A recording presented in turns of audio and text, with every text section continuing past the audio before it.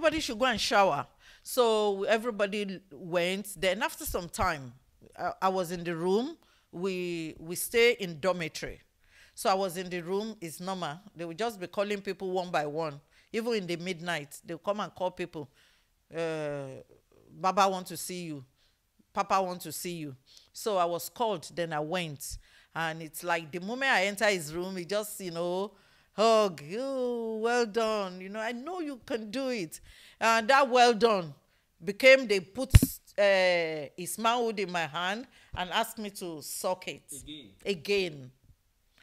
And I did it. And, well, I don't know. So that continued. Then I realized that before T.B Joshua go into service, he must call one girl, two girls, and have sex with them. Even without taking his shower, from there, he would just go into the service. I don't know why he's doing that. And immediately he come back, girls he will call them. Even some are willing. Say, Baba is calling me, they are happy. But within myself, I was, these are the things that made me to believe that all this is joke. And not only that, I saw that, I was always behind camera. We arrange miracles. People, yeah.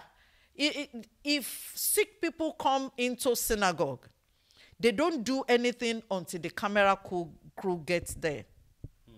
Yeah, because we have to take the before and the after. We work hand in hand with the people that organizes emergency department. They are the one that will psych people. If he's coming, just be crying. Help me, be crying. They want to relieve what's happened in the Bible. And he himself will pretend as if he didn't see them. Why all along he knew that they are there? Because the people in the department must have told him that this is the place we have arranged this person. This is what the person has said during interview. So that when it's prophecy time, he can give them the same thing, information we have already sold to him. So most of the disciples are informants. But I want to go back quickly to that, encounter, that intimate part. Okay. Was it only sucking that he does, or does he also do proper intercourse? Yeah. So, as time goes on, I see that he tried to unite few girls together. And he told us that you are sisters, And these girls, I will mention their name, Elizabeth, Rose. This Rose and Elizabeth, they are siblings. He doesn't care. Even mother and child, he do them. So, and Kemi Adelo Kiki, and Bosse Adelo Kiki. Bosse is on the choir. You see them singing, they are just pretending. So, and I empathize with them. Where are those people now? They are there. They are still in the... Yeah. Okay. Yes. They are still there. So, and also another person, Bolaji, and Sheun Abiola. He gather us in the room. He will be naked. He will be having sex with one.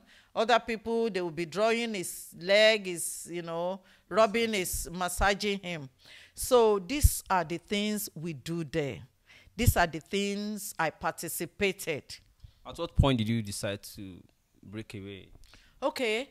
It happened when I was 7 years in the synagogue.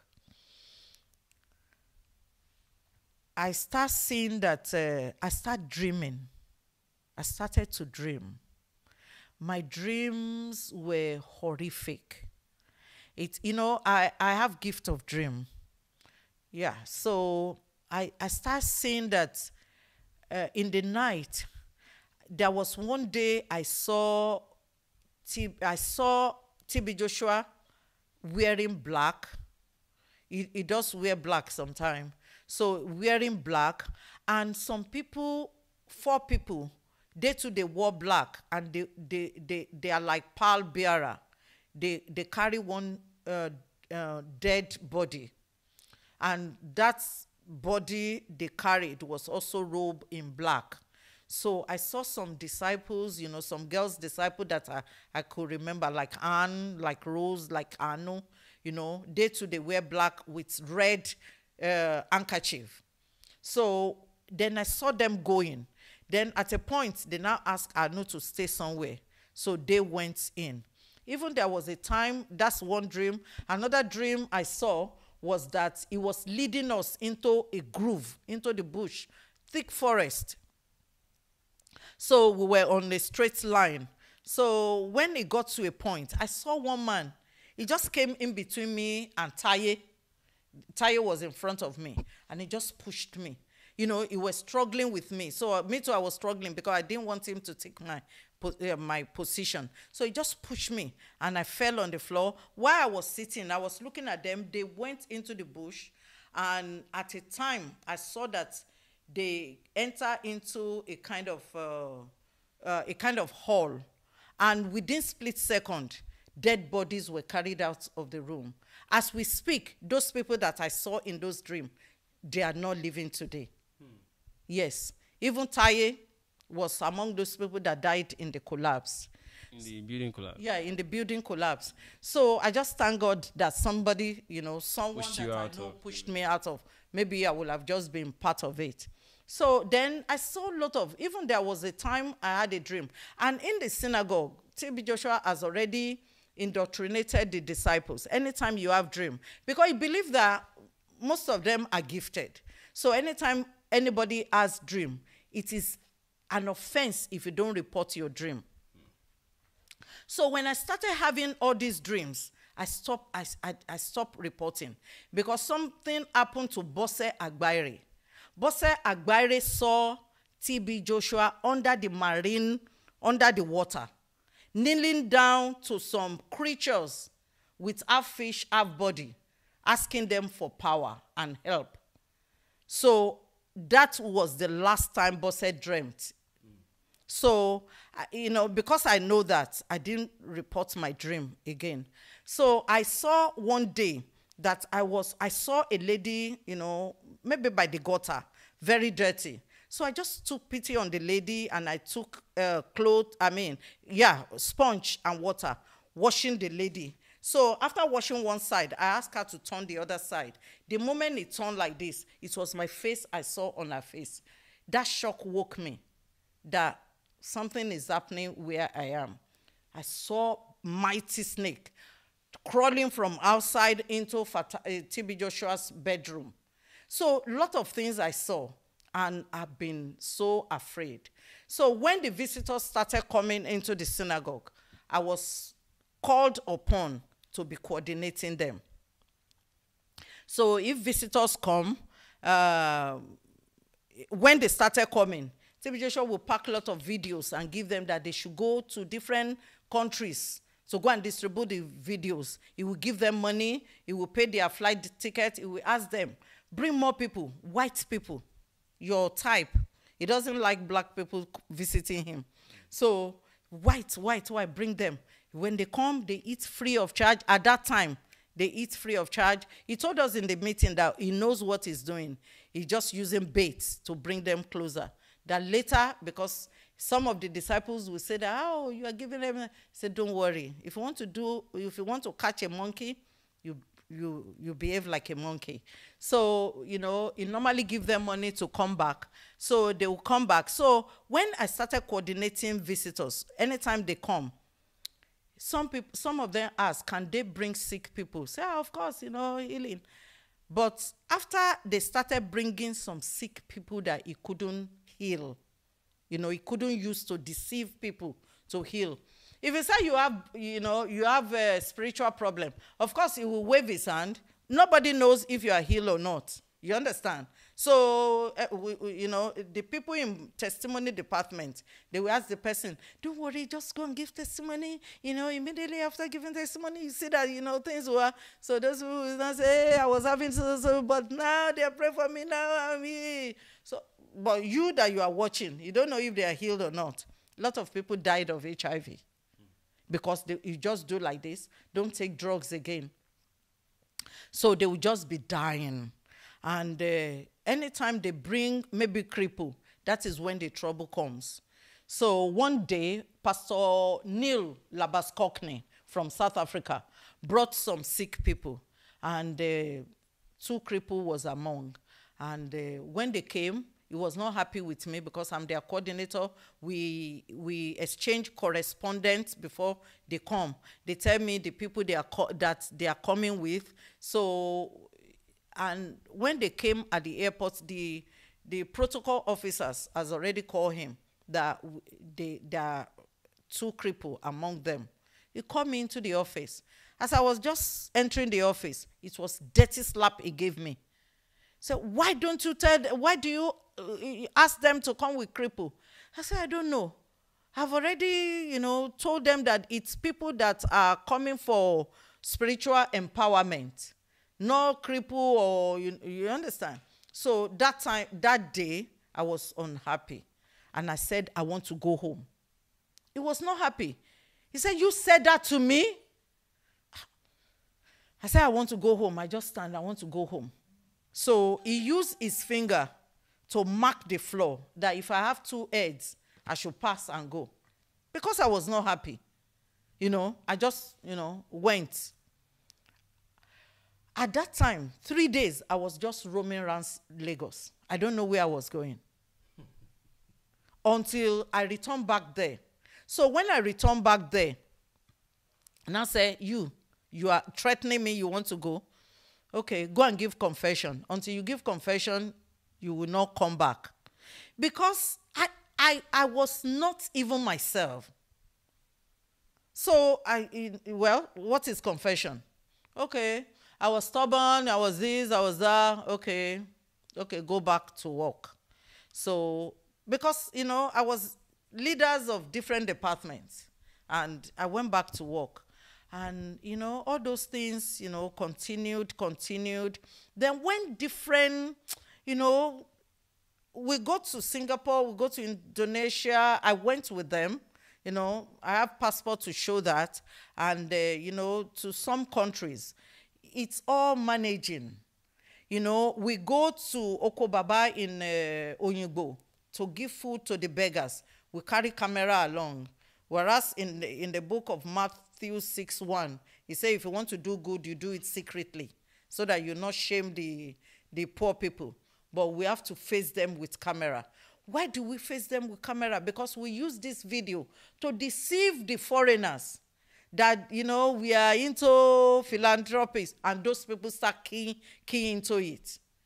They start, putting money, donating heavily. I remember when we went to Singapore, personally, I collected $1 million. Through donations? Through donations. I'm not talking about other disciples that were in the same, circle of that department. Because when we travel... So what year did you leave? I left 2008 and since then I never looked back. So when you left in 2008, you knew your way around Lagos that time? Unlike the previous time. Okay. Thank you very much. Thank you.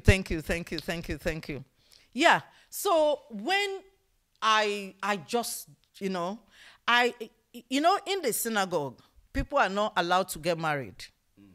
You see those girls, they are in the, they've been there 20 years, over 20 years, they are not allowed to get married. That's a question people should start asking. If these people are your sisters. How about men? And the men too must not get married. If you married and you come into the synagogue, the marriage will be separated. I have this in this book. I wrote this book. And go online, Google. T.B Joshua took my wife and sent me to exile. Okay, because people will say, why Bisola only talking? It's not only Bisola only talking. Other people are talking. You understand? But my tenacity is just, my energy is higher than them because I have passion for people. I know what I went into. And I don't pray for anybody that I think. So back to how you left now. Okay. So by the time I was ready, I think he saw the sign that this girl is no more around here. There was a time he sent me to go and be the MD of his newspaper outfit. They call it Exclusive in Ikeja. That was the first outside job I will ever do when I entered the synagogue, because he said the person who was the MD mismanaged the money. So he called the meeting of professional journalists and said, I have somebody that will be in charge of that place, and you people, you respect her. So they normally take me with car to that place. So I asked them, what is the problem here? They say it's because of money, no fund. This guy is not funding them. I said, okay, fine. Then I collated all his friends that are rich. So I took the paper there with some gift. I said, T.B Joshua said, you should key into this. So they started giving, they started giving adverts. And that money we use printing every week. And that money we use, paying salaries. And, no problem. But one day he called me. Say, come. Where are you? I said, I'm in Abuja. He said, who did you tell you are going to Abuja? He felt scared and threatened that, I'm developing wings. One day he called me. I said, I'm with Iyabo Obasanjo in Abeokuta. So after some time, he asked me to step down. He asked somebody else. After 3 months or 4 months, they closed down that place because the person did not know how I was, going around. But when I was there, I met somebody called Baba Prince Awofisayo. His friend to T.B Joshua. He's one of those people that were giving us adverts. And, I always tell Baba Awofisayo, please, introduce me to some people. He was the one that introduced me to Iyabo Obasanjo. So he knew that I was, I was thirsty to work. I was hungry to work. So when I was ready, because I had no friends outside, no parents outside. So what I did was that I contacted Baba Awofisayo. I said, sir, I've been here for the past 14 years. And it's like I want to move forward. Because the man did not know what was going on there. He said, well. I know you can do better on your own. Don't worry. Immediately you leave, I promise you 5 million bank guarantee. I said, I don't have a house. He gave me 500,000. And the day I went to collect that money, somebody saw me in the Baba's office and reported to T.B Joshua. And that was how their problem started. But somehow, the Baba managed, and asked me to stay away. So I had that for my accommodation. I was preparing to leave. Then, one day, T.B Joshua and his crew member, disciples, they went to South Africa for farmers conference. So when they got there, camera had problem. And it's like they couldn't use camera to cover the event. And, he's a camera guy. When they came back, they called meeting. I was in trouble because I didn't follow them. He said, if Bisola were there, things would have worked well. So all the people, including the white girls and the white guy, and including me, he said, because anytime you offend T.B Joshua, you will say you have offended God. So people will just be, moody and sober, and, people will go on hunger strike. Hey, they have offended God. He has told us that God do not know we are living. He's the one that wants to reconcile us with God. So he was the God. He was everything centered around him. So he said we should go and pray that we have offended. So we now got together. We went to Agodo. You don't know Agodo. They call it Prayer Mountain. He has it around Egbe, away from Synagogue, So that place is swampy area, but he drag it. It's full of water. Then he puts beach sand around it. So we're there. While we were praying, in a split second, I saw my mom. Seriously. She had grown so aged and frail. And for the first time in many years, I was concerned for her. So immediately we got back to the synagogue. You know, they used bus to drop us, and they came to pick us again. Immediately we got back to synagogue. I went to his office. I said, I saw my mom in a vision. He trivialized it that you see vision. Go back to your work, you know. They are waiting for you in the studio. The visitors are somewhere there, you know. I would not go back to work. I was standing in front of his office. He finished till midnight. He went to his room upstairs. So when I couldn't go to sleep, because I was thinking that I need to go and see my mom. And Sunday is the best bet. I've left home for many years. My mom must have moved from where I know her house to be. But I know her church. You understand? Before I was born, my mom has been member of that church. And she has been there. I think if I go to that church, they will find her. So I went to T.B Joshua's room, bedroom upstairs, 5-story. I was standing outside. So he was seeing some people. So immediately they finished with him, that they were filing out. As they opened the door, he saw me and said, Bisola, what happened? So then I entered into his room. I said, I need to go and see my mom. I don't know what's going on. Then he called some people. That's how they normally do. They will call people around you to break you, you know, mentally and psychologically. So people were saying, where is your mom or this? That your mom that is a witch. I said, thank you. I need to see her. I want to see my witch. I need to see my witch. I don't know what entered me. I just say, I need to see my witch. So he now asked me, why tomorrow, when everybody will be busy at work? I said, because of so that I've mentioned. So he now said, okay, we talked from 12 midnight to 3 a.m. He now said, okay, I should get prepared that we should go to the mountain. If it were before, I would be happy to go. But I just don't want to, you know, because I've seen a lot of things, you know. I didn't even know the in-depth at that time as I know now. So, but I know things are not, you know, are not in shape. So then I just say, I'm not going. I went to bed. So by 6, I've already, while people were dressing for service, me, I was dressing to go out. So the moment I dressed, I came down. I saw him by the stairs. So he was coming back from the mountain, because at night before service, he normally go alone there. So I saw him coming. So I greeted him. Either he answered, he didn't answer. My mind was made up. I need to. So, but because disciples don't go out alone, immediately I was crossing the road. The security stopped me. But I fought them. I said, no. I quickly climbed on one Okada, and the Okada took me. So I was in the, on the streets. I left there around after 6. It was around 10. Mr. Ojoloye called me and said, I learned you are no longer in the quarters. Where are you? I said, I'm going to Ibadan, but I don't know where I am.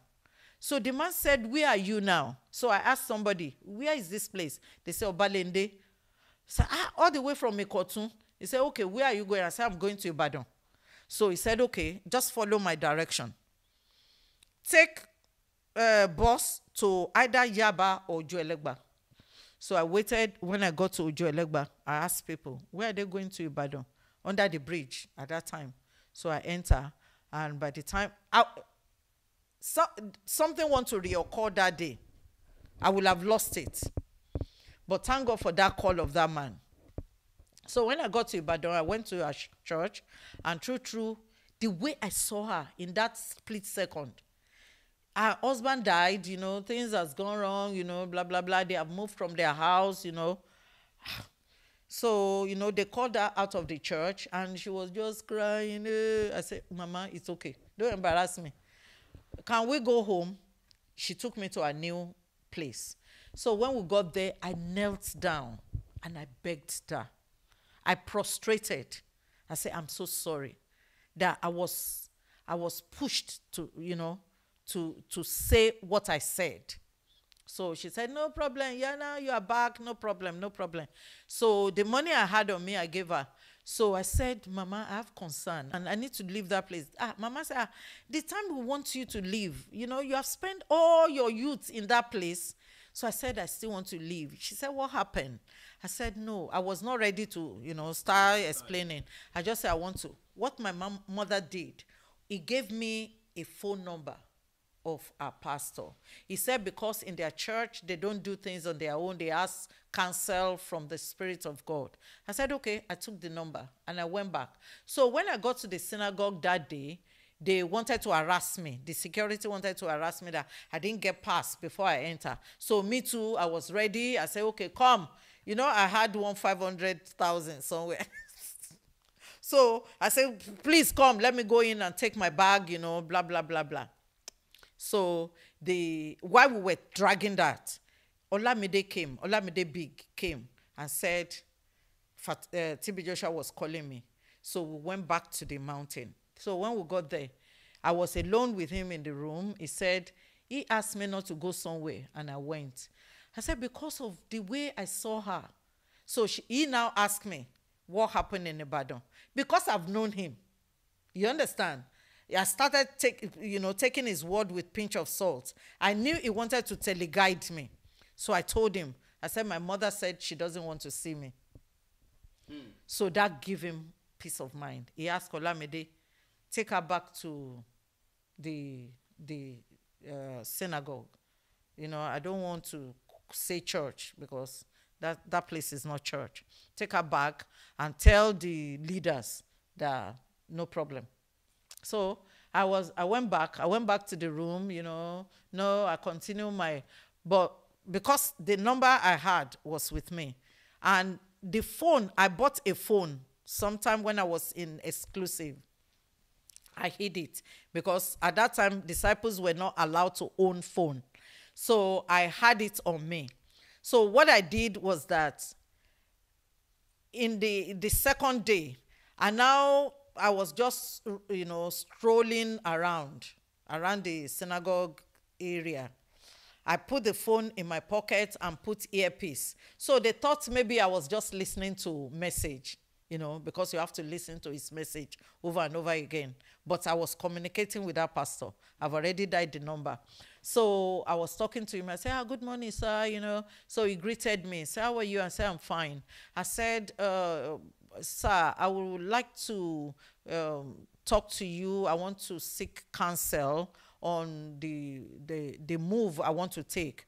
So he said, please, can we pray? So we prayed. So the moment we finished praying, the man asked me one question. Where are you? Because I didn't want to mention synagogue. Because I know how some people outside feel about the place. So, I said he shouldn't worry that, I just want to take a decision. He said, he's sorry. That why he asked me where I was that while we were praying, he saw that my 2 hands and legs were in chain and my neck and waist, there was a chain around my waist. That scared me. I said, I'm in the synagogue, sir. So the man said, quietly. The man said, what are you doing there? I said, it's a long story. I can't tell you now. So then I told the man, I said, that is why I'm calling you. I'd like to leave this place. The man said, you can't leave. Oh. I said, why? I got upset because, I'm trying to leave and you still want to. He said, you cannot leave. I said, why? He said, if God open your eyes to see some being that I'm seeing now, if you pass through them, hey, all the names of the people that are living there, they are already with them, that they are monitoring them. You are under watch. I said, which watch? He said, you are under their radar. I look around. I said, where is the radar? I know there is CCTV, but, what he's saying is like spiritual thing. So I said, well, I need to go. He said, I said, as you are talking now, I'm walking out. He said, if you go, you will die. I calmed down because as he said that, I remember what happened 7 years back. So I now said, what should I do? I don't want to die. And I know where I am is not of God. I want to go to heaven. So the man said, we will seek counsel from God, but you have to calm down. Anytime you have service in that place, anytime there is congregational service, you must call me. Because before, these are the man's word though, before the service, there is a sacrifice they perform. So everybody is under a web. So we need to pray to remove that thing from you. So we start praying. So someday, the man will ask me, do you people usually eat together? I said, yes.